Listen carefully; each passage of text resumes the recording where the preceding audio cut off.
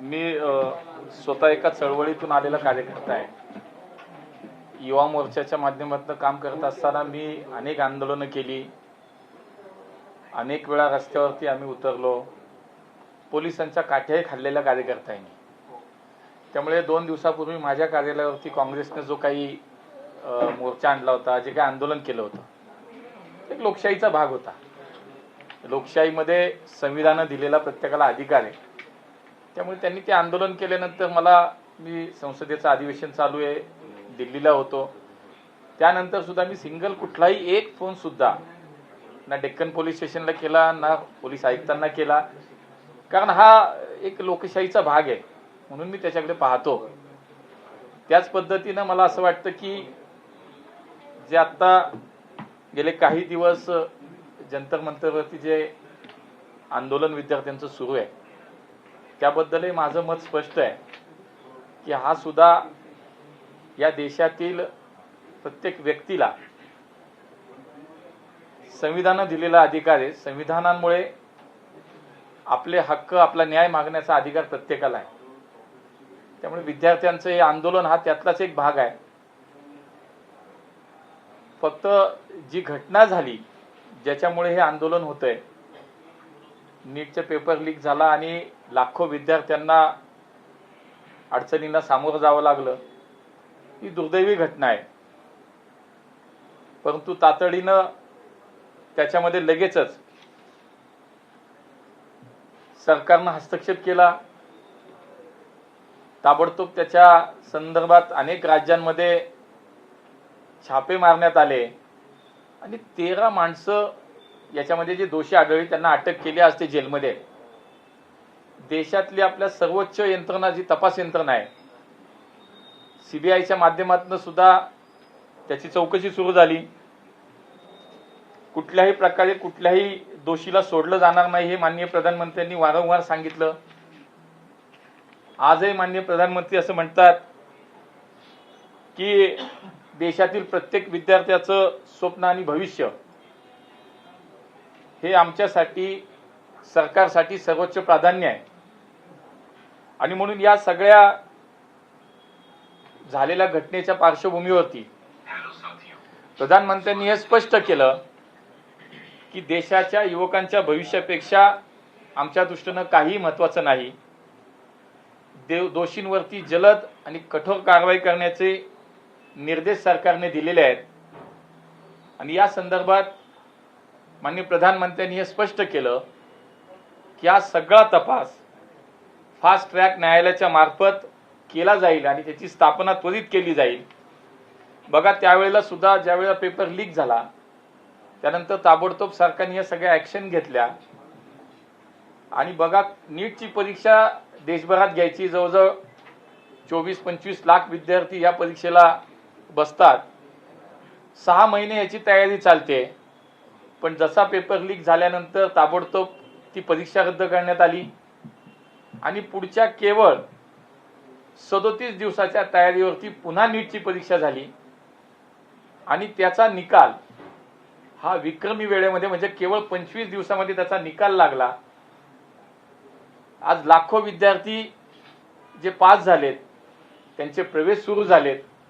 त्यामुळे एकतर हे झाल्यानंतर जे झालं ते चुकीचं झालं, त्याच्यावरती कारवाई करण्यात आली, त्याच्यावरती गुन्हे दाखल करण्यात आले, 13 लोक जेलमध्ये टाकण्यात आली, SITच्या मार्फत, सीबीआयच्या SITच्या मार्फत चौकशी सुरू झाली. आणि दुसऱ्या बाजूला परीक्षेमुळे, ह्या झालेल्या प्रकारामुळे विद्यार्थ्यांचं नुकसान होऊ नये म्हणून ताबडतोब परीक्षा झाली, कमी वेळेमध्ये त्याचा निकाल लागला, विद्यार्थ्यांचे प्रवेश सुद्धा झाले. त्यामुळे सरकारने ही जबाबदारी निश्चितपणे स्वीकारली आहे की कुठल्याही पद्धतीनं या ठिकाणी विद्यार्थ्यांचं देशामध्ये नुकसान होणार नाही म्हणून ती काळजी घेतली गेली. आज विद्यार्थ्यांच्या या आंदोलनाच्या मागे खरं तर अनेक राजकीय पक्ष याच्यामध्ये घुसलेत. आप असेल, काँग्रेस असेल, आणि विद्यार्थ्यांच्या आंदोलनाच्या मागे उभे राहून विद्यार्थ्यांच्या खांद्यावरती बंदूक ठेवून स्वतःची राजकीय पोळी भाजण्याचं काम ही मंडळी करतायत. आपण बघितलं असेल, आप काँग्रेसवरती आरोप करते, काँग्रेस आपवरती आरोप करते. याचा अर्थ हे स्पष्ट आहे की यांना विद्यार्थ्यांच्या हिताचं काही देणं घेणं नाही आणि देशात कधी नाही घडलं अशी घटना एक जबाबदार राजकीय नेता म्हणून, लोकसभेचे विरोधी पक्ष नेते म्हणून आपल्या जबाबदारीचं कुठलंही भान न ठेवता राहुल गांधी यांनी देशाची पहिली घटना झाली की देशाच्या प्रधानमंत्र्यांच्या दारात जाऊन आंदोलन केलं, तिथे बसले. मला असं वाटतं की नेमकी ही नैतिकता तुम्हाला कुठून आली? आजपर्यंत जर आपण इतिहास पाहिला तर काँग्रेसच्या सरकारच्या काळामध्ये सुद्धा 2014 ते 2004 ते 14 या 10 वर्षाच्या काळातली मी काही उदाहरणं फक्त सांगेन की लाखो विद्यार्थ्यांचं नुकसान त्या काळातही या काँग्रेसच्या सरकारच्या काळात झालं. 2011ला इंजिनिअरिंगचा पेपर लीक झाला आणि देशातील 12 लाख विद्यार्थ्यांना त्याचं नुकसान भोगावं लागलं. 2012ला पीजी मेडिकलच्या जे पेपर्स होते पीजी मेडिकलचे ते लीक झाले आणि ही देशातील सर्वोच्च वैद्यकीय जागा ज्याला म्हणतो त्या काळात सुद्धा काँग्रेसचं सरकार होतं. 2013ला पीएमटी आणि जी सरकारी भरती होती त्यात जवळजवळ त्याचे पेपर, ती भरती जी त्याच्यामधला घोटाळा झाला, व्यापक घोटाळा आपण म्हणतो, त्याच्यात देशातील 32 लाख विद्यार्थी आणि युवकांचं नुकसान झालं. 2013ला केंद्रीय नोकर भरती त्याच्यामध्ये सुद्धा जो प्रकार घडला त्याच्यामध्ये केंद्र सरकारची वर्ग अ आणि ब पदे ही संदर्भात त्याच्यातही लाखो त्या ठिकाणी युवकांचं नुकसान झालं. 2014ला 10वी आणि 12वीच्या सीबीएसई बोर्डाचे पेपर लीक झाले, हजारो शालेय विद्यार्थ्यांचं नुकसान झालं. महाराष्ट्रात एसएससी 12वीच्या बोर्डाचे 2013ला पेपर लीक झाले, त्याच्यातही हजारो मुलांचं नुकसान झालं. या सगळ्या कालावधीत काँग्रेस सत्तेत होती, गल्ली ते दिल्लीपर्यंत काँग्रेसचं राज्य होतं. मग ही आजही बघा, केरळ असेल, कर्नाटक असेल, तेलंगणा असेल, या सगळ्या राज्यांमध्ये सुद्धा अशा अनेक घटना घडल्यात. पण या सगळ्या घटनांच्या नंतर कुठली कारवाई झाली नाही, कुणालाही शिक्षा झाली नाही आणि तेच काँग्रेसचे नेते राहुल गांधी मात्र पंतप्रधानांच्या घरासमोर जाऊन बसतात आणि आंदोलन करतात. मला असं वाटतं यांना कुठलाही हा नैतिक अधिकार नाही. तुम्ही विद्यार्थ्यांचं आजपर्यंत फक्त नुकसानच केलं, परंतु हे सरकार अत्यंत पारदर्शीपणे काम करतंय. आमचे ज्येष्ठ नेते केंद्रीय मंत्री JP नड्डाजी हे विद्यार्थ्यांशी, जे जंतर मंतरवरती आंदोलन करत असलेल्या विद्यार्थ्यांशी संवाद करतायत. त्यांच्या संवादातून निश्चितपणे चांगला मार्ग निघेल. JP नड्डाजींनी हेही सांगितलं की विरोधकांनी राजकारण न करता संसदेमध्ये चर्चा करण्यासाठी त्यांनी आव्हान केलं, पण संसदेच्या दोन्ही सभागृहाचं कामकाज काँग्रेस आणि विरोधी पक्ष चालू देत नाहीत. त्यामुळे मला असं वाटतं या सगळ्या प्रश्नांची उत्तरं जी आहेत ती संसदेच्या सर्वोच्च सभागृहामध्ये, दोन्ही सभागृहामध्ये निश्चितपणे मिळतील. पण ही मंडळी संसदेचं अधिवेशन चालू देणार नाहीत. देशातील जनतेच्या समोर सत्य आणून देण्याचं हे टाळतायत आणि म्हणून एका बाजूला संसदेचं कामकाज बंद पाडायचं, दुसऱ्या बाजूला अशा पद्धतीनं नैतिक अधिकार नसताना आंदोलनं करायची आणि विद्यार्थ्यांच्या आंदोलनाच्या पाठीमागे त्यांच्या खांद्यावर बंदूक ठेवून राजकारण करायचं. अशा प्रकारे मला असं वाटतं हे एकूण संपूर्ण देशवासी बघतायत आणि म्हणून मला असं वाटतं की आज प्रधानमंत्र्यांनी स्पष्टपणे सांगितलं की काही झालं तरी ह्याची कडक कारवाई होणार आहे. कठोर जे काही अजून शिक्षा ज्याच्यामध्ये अजून दोषी असतील त्यातलं कुणालाही सोडलं जाणार नाही. विद्यार्थ्यांचं भविष्य, या देशातील विद्यार्थ्यांचं भविष्य हीच आमची प्राथमिकता आहे आणि त्यासाठी आम्ही कटिबद्ध आहोत. फास्ट ट्रॅक न्यायालयाची स्थापना होईल, दोषींना शिक्षा होईल आणि मी सांगितलं तसं परीक्षा पुन्हा झाली, कमी वेळेमध्ये झाली, कमी वेळेमध्ये निकाल लागला, विद्यार्थ्यांचे प्रवेश सुरू आहेत. पण ही जी काय त्रुटी, हा काय दोष या सिस्टीममधला आहे तो कायमस्वरूपी हा संपणार, त्यासाठी सुद्धा सरकार कटिबद्ध आहे आणि त्या दृष्टीनं निश्चितपणे सरकार निर्णय घेते. अण्णा आंदोलन तुम्ही आता म्हणालात की जे आंदोलन करतात त्या विद्यार्थ्यांचा तो नैतिक अधिकार आहे, संविधानाने अधिकार दिलाय. हा समजूतदारपणा जो मुरली अण्णांनी दाखवला, तो समजूतदारपणा कदाचित दिल्ली पोलिसांनी त्या दिवशी दाखवला असता तर सरकारवर ही वेळ आली नसती. अक्षरशः मुलींना मारहाण झाले. हा समजूतदारपणा दिल्ली पोलिसांनी दाखवावा. केंद्रात आहात तुम्ही, तुमच्या अंडर हे सगळं येतं. तुम्ही दिल्ली पोलिसांशी काही संपर्क साधणार आहात मंत्रिमंडळात? सरकार पातळीवरती निश्चितपणे या संपूर्ण विषयाचे फुटेजेस असतील, झालेल्या प्रकाराची माहिती सरकार संकलित नक्की करतंय. मी तेच म्हणालो की त्या दिवशीचा झालेला जो प्रकार आहे निश्चितच त्याच्यामध्ये सुद्धा जे काही चुकीचं झालं असेल ते सत्य जे आहे ते समोर येईल. सगळ्या प्रश्नांची उत्तर नक्की मिळतील. पण संसदेचं अधिवेशन चालू आहे आणि संसदेमध्ये जर चर्चाच झाली नाही, संसदेमध्ये याच्यावरती जर बोलणंच होत नसेल, तर ते प्रश्न जे काय आहे त्याची उत्तर मिळणं अवघड होईल, सत्य समोर येण्यास अडचण होईल. म्हणून मला असं वाटतं की माननीय नड्डाजी असतील, माननीय प्रधानमंत्र्यांनी सुद्धा आवाहन केलं की संसदेचं अधिवेशन चालू द्यावं. दोन्ही सभागृहामध्ये चर्चेची तयारी आम्ही दाखवली आहे सरकारनं. त्यामुळे जे काही तुमचं म्हणणं आहे ते तुम्ही या संसदेच्या अधिवेशनात ते मांडा. त्याची उत्तर देण्यासाठी सरकार बांधील आहे, कटिबद्ध आहे. आणि म्हणून मला असं वाटतं सगळ्या प्रश्नांची उत्तर देते.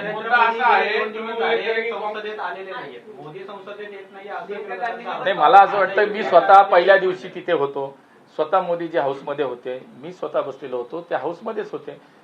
तुम्ही चर्चेला फक्त हो म्हणा, संसदेचं दोन्ही सभागृह चालू द्या, मग आहे ना सगळं तुम्हाला. त्यांनी काल पत्रकार परिषदेत सांगितलं की ते ओम बिर्लांकडे गेले होते, त्यांनी या विषयावर चर्चा करू असं सांगितलं. ओम बिर्ला म्हणाले की सरकारला विचारून सांगतो, सरकार चर्चा करू देत नाहीत असं दोन्ही. बघा, वरिष्ठ मंत्री आमचे JP नड्डाजी यांनी प्रसारमाध्यमांसमोर स्पष्ट सांगितलं की आम्ही चर्चेला तयार आहोत, आम्ही सगळी उत्तर द्यायला तयार आहोत. याच्यातलं वास्तव काय, सत्य काय ते समोर येईल. पण ती विरोधकांना ते नको आहे, त्याचं त्यांना राजकारण करायचंय. विद्यार्थ्यांचं हित यांना काही देणं घेणं नाही त्याच्याशी. त्यांना फक्त राजकारण करून याच्यामध्ये आपला स्वार्थ साधायचा आहे. पण माननीय प्रधानमंत्री मोदीजी असतील, भारताचं आमचं म्हणजे देशाचं सरकार असेल, हे विद्यार्थ्याच्या भविष्याची निश्चितपणे कुठल्याही प्रकारचं चुकीचं होऊ देणार नाही, यासाठी आम्ही कटिबद्ध आहोत. आणि त्यासाठी आम्ही नक्की मुद्दा असा आहे, तुम्ही सांगितले की काँग्रेस काळात अनेक घोटाळे झाले, मान्य आहे. पण काँग्रेस काळात मंत्र्यांचे राजीनामेही घेतले जात होते. पण तुमच्या काळात एवढे घोटाळे, एवढे आरोप झाले, पण एकाही मंत्र्याचा राजीनामा घेतला नाही. तुमची भूमिका मला कळलं मला ते. मी तेच आपल्याला सांगतो की शेवटी या सगळ्या विषयावरती चर्चा होणं महत्वाची आहे. देशातील जनतेसमोर सत्य पुढे समोर येणं महत्वाचं आहे. आणि म्हणून हे कधी होईल, ज्या वेळेला सभागृहामध्ये संसदेच्या अधिवेशनामध्ये त्याच्यावरती चर्चा होईल, त्यावेळेला तुम्ही तुमचं म्हणणं मांडा, सरकार त्याचं उत्तर दिलं, आणि शेवटी ज्याच्यात जो दोषी असेल, प्रधानमंत्र्यांनी सांगितलंय ना की जे काय करायचं ते आम्ही करू, पण तुम्ही चर्चा तर केली पाहिजे, त्याच्यात सत्य काय ते समोर आलं पाहिजे. नाहीतर कोण काय बोलतं याच्यापेक्षाही मला असं वाटतं की जेव्हा ही चर्चा होईल, देश संपूर्ण सगळा पाहिल, देशातली जनता पाहिल, तेव्हा सत्य समोर येणारच आहे. तेव्हा मला असं वाटतं याच्यावरती बोलणं योग्य होईल.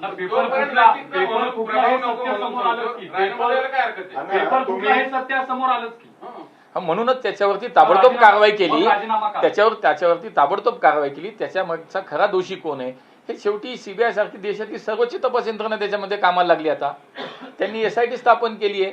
त्याच्यामध्ये जे काही प्राथमिक अहवालात दिसले ते 13 लोक जेलमध्ये टाकलेली आहेत.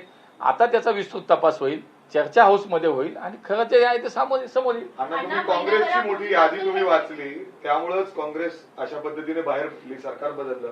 तुमचं सरकार तुमच्या काळात बी तेच होतंय नाही, म्हणून मी तुम्हाला सांगितलं की भविष्यामध्ये असं होणार नाही याची खबरदारी सरकार घेतंय. झालं त्याच्यावरती ताबडतोब इलाज केला गेला, ताबडतोब त्याच्यावरती कारवाई केली गेली. मी तुम्हाला सांगितलं केवळ अशा परीक्षा घ्यायला जवळजवळ 6 महिन्याची पूर्वतयारी सरकारला लागते. केवळ 37 दिवसात लगेच नीटची परीक्षा पुन्हा झाली, 25 दिवसाच्या आत निकाल लागले.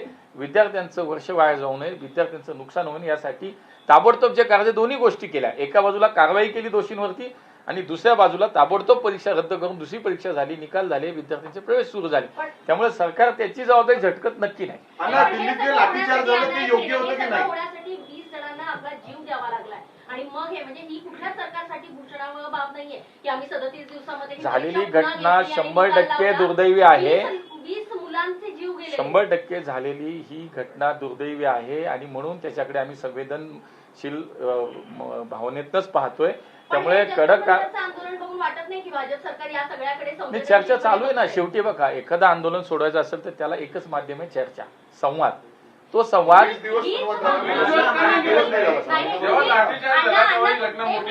नाही, त्याच्या अगोदर संवाद सुद्धा चालू आहे.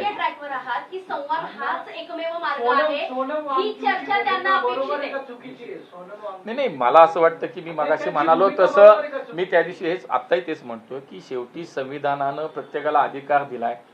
आंदोलन असेल, त्यांना लोकशाहीच्या पद्धतीनं न्याय मागणं असेल, हे त्यांना कोणीच अडू शकत नाही, हा त्यांचा अधिकार आहे. आता त्याच्यामध्ये नेमकं निर्णय काय होईल, त्याच्यामध्ये काही दिवस याच्यामध्ये आता गेलेत, नक्की गेलेत. पण आता ते मला असं वाटतं की संवाद सुरू आहे, याच्यामध्ये निश्चित लवकरच मार्ग निघेल आणि विद्यार्थ्यांच्या संदर्भातलं जे काही आंदोलन चालू आहे मला असं वाटतं त्याच्यातनं 100% काही ना काही संवाद आणि समन्वयात राजीनाम्याची काही हालचाल सुरू आहे का? धर्मेंद्र प्रधान यांनी राजीनामा द्यावा की न द्यावा?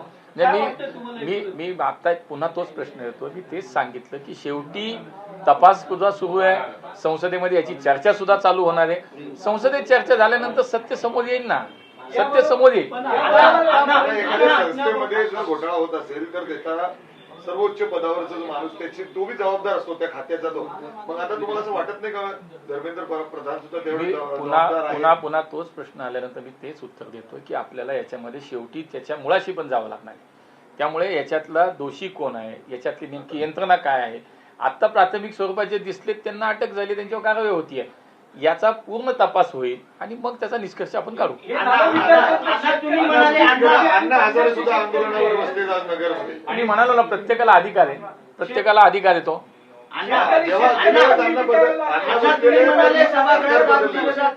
अण्णा तुम्ही म्हणाले सभागृह चालू दिलं जात नाही, मात्र विरोधी पक्ष नेते म्हणतात आणि तुमचे मंत्री म्हणतात आमच्या नियमानुसार आम्ही चर्चेसाठी तयार आहोत, आम्ही काही नियम ठरवू त्याच्यात मुद्दा चर्चा आहे करावी. की तुम्हाला संवाद विद्यार्थ्यांच्या साधायचा तर म्हणजे विदाऊट तुमच्या नियमानुसार संवाद होऊ शकतो असं का होत नाही. सभागृहाचं कामकाज एका विशिष्ट नियमानेच चालतं. विरोधात त्या नियमानुसार आक्षेप आहे. तुम्हाला पूर्ण बोलायची संधी दिली जाते असं स्पष्ट सांगितलंय. त्यामुळे विरोधकांना पूर्ण बोलायची संधी दिली जाणार आहे आणि त्याचं उत्तर द्यायला सरकार बांधील आहे, सरकार कटिबद्ध आहे, हे आम्ही सांगतोय. दिल्ली पोलिसांचे जे अधिकारी आहेत, एका डीसीपीला तुम्ही सस्पेंड केले, अॅग्री मान्य सरकारनं कारवाई केली. पहिला तो सीजीपीचा विजय म्हणता येईल. दुसरं असे अनेक अधिकारी आणि कर्मचारी आहेत दिल्ली पोलीस दलातले की त्यांनी अक्षरशः बेदम मारहाण केली आहे. त्यांच्यावरती कारवाई होणार आहे का? सगळे मी तेच आपल्याला सांगतो की सगळा तपास सुरू आहे. सीबीआयच्या मार्फत SIT स्थापन केलेली आहे. जंतर मंतरवरचा विषय असेल, संसदेच्या आजूबाजूला जो काही मोर्चा तिथपर्यंत आला त्यावेळेचा जो काही विषय असेल, एकूण सगळ्याच घटनेचा सीबीआय तपास सुरू आहे. देशातली मी म्हणालो तशी सर्वोच्च तपास यंत्रणा आहे. आता याच्यात जोपर्यंत सत्य समोर येत नाही तोपर्यंत आता बोलण्यात जातं, पण नक्की जे दोषी असतील त्याच्यावरती कारवाई होईल. उद्धव ठाकरे राज ठाकरेंनी मोर्चाचं आयोजन केलंय. उद्धव ठाकरे राज ठाकरेंनी मोर्चा मुंबईत काढायचं ठरवलंय, तर या सगळ्या घटनेकडे कसं बघतात? आता यांच्याबद्दल मी काय बोलणार. शेवटी बघा, ज्यावेळेला राज्याचं नेतृत्व करत होते मला त्यांचेच सहकारी सुद्धा पक्षातले सांगतात की त्या काळात सुद्धा कोरोनासारख्या संकटात सुद्धा केवळ आठवड्यात म्हणजे पूर्ण कार्यकालात 2 वेळा मंत्रालयात गेलेले आमचे मुख्यमंत्री होते ते. आता हे सगळं झाल्यानंतर आता त्यांना कुठंतरी काही हातातच काही राहिलेलं नाही. त्यामुळे असे विषय मिळाले तेव्हा त्याच्यात त्यांचाही राजकीय काय फायदा करून घेता येईल त्याचा प्रयत्न करतायत. अण्णा तुम्ही पत्रकार परिषद घेताय, अशीच पत्रकार परिषद धर्मेंद्र चव्हाणांनी घेतली तर प्रधानांनी घेतली तर असं वाटत नाही का सगळे सुटेल प्रश्न? नाही, सगळ्यांची प्रसार माध्यमांची आमची सगळी लोक बोलतायत, कुठे बोलताय? सगळी बोलतायत. आमचे नड्डाजी बोलतायत, आम्ही बोलतोय, आमचे राष्ट्रीय अध्यक्ष बोलतायत. नाही, राष्ट्रीय अध्यक्ष बोलतील ना, बोलतील तेही बोलतील. आमचे राष्ट्रीय अध्यक्ष बोलतायत, आमचे नड्डा साहेब बोलतायत, प्रत्येक त्या खात्यातले बाकी मंत्री बोलतायत. आज बोलले ना, आज त्यांनी क्लिअर सांगितलं. ऐका ना, आता त्यांनी स्पष्ट देशाचे प्रधानमंत्री आहेत, ते कधी काय घेतील हे मी नाही सांगू शकत. पण आज माननीय मोदीजींनी स्पष्टपणे हा संदेश दिलाय. ते मला वाटतं कदाचित तुम्ही सगळ्यांनी वाचलं असेल, पाहिलंही असेल, कदाचित ते तुम्ही दाखवलं का नाही मला माहित नाही, पण तेही दाखवलं पाहिजे. तर तुम्ही तेही दाखवलं म्हटल्यानंतर चांगलं की या देशातील विद्यार्थ्यांना, या देशातील युवकांना निश्चितपणे त्यांना न्याय मिळणार आहे आणि त्यांचं भविष्य हीच आमची प्राथमिकता. धन्यवाद.